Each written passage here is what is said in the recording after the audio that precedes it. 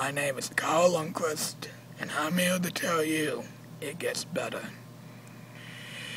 Growing up gay was never an easy thing for me, and I'm still pretty young. I'm 21 years old, but it's already gotten so much better from where I was in the beginning. When I came out to my mom and my stepdad that I was gay, they did not like it one bit. They were hateful of me. And I endured really severe abuse, physically and mentally, from my parents. And because of all the abuse I was sustained, I didn't really know how to interact with other people in a manner of being realistic and how I should treat other people socially. I don't know if that makes sense, but I get nervous if I'm on the camera. But the point is that my mom and dad also took me out of high school my second year and kept me at home for years and years by myself, unable to contact anybody. It fucked with me, and I felt I couldn't survive like that. I felt because my mom and my dad hated me for being gay, told me that other people would hate me for being gay. I felt that's how it really would be.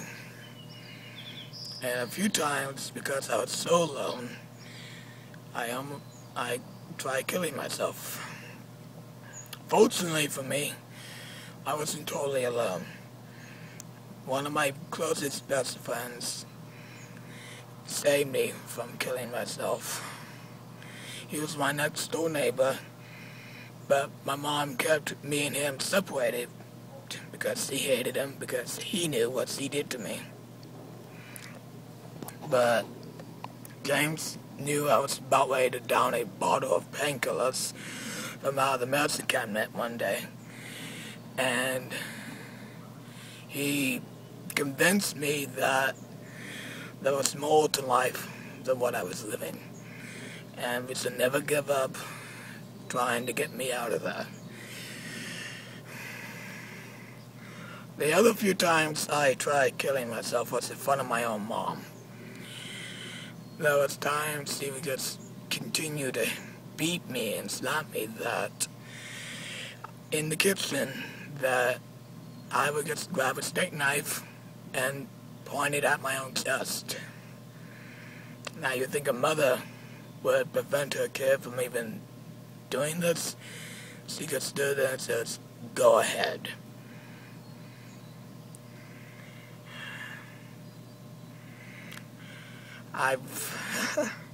It's hard for me to explain this. Most people don't even know about my suicide attempts. But if you ask any of my friends, at least James, he would tell you all about them. That's just two. The other times were just with painkillers and stuff like that, but nonetheless, I've tried it more than one time. Luckily, I never went through with it. I never actually take the pills. Luckily, my friend was there to prevent me from doing it, but yeah, I've come close to them. I even tried choking myself one time, but after, it was just anger, and I get self-destructive. So, if I hurt myself, it really releases the tension. Now, that's not the best way to deal with your anger, but that was mine at the time. But the point is that my mom and dad were abusive. They kept me away from everybody. Eventually, I was able to get out and leave that hellhole.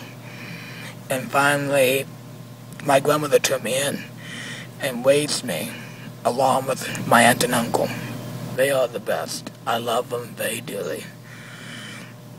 And that's basically the end of my abuse, but the beginning of me coming out to the world about being gay and learning how to socialize with my peers. And since I only had one friend at the time, me trying to make another friend didn't always go well, because I would used to always talk to that person all the time, because I was so alone. I was so used to being someone right by me, because that's how my next door neighbor was in the past. We would talk on walkie-talkies all the time. But no, and it led me losing people instead of making friends.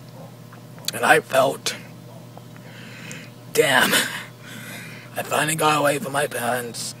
I'm finally out. I'm finally got a job. I'm finishing my schooling.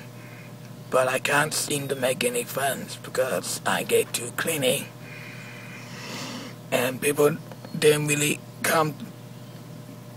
they didn't really grip the idea of me being gay. They were very uncomfortable with me. And so, yeah, not the best start. But over time I figured out that with help with others, namely two of my newest friends, Carl Shepard and Steve Washington, they were the ones who guided me of the man who I am today, along with help with my other friends, Michael Downey, Michael DeRosa, and a lot of other people. Yeah, it's weird. I have two friends named Michael, but that's how it is, coincidentally.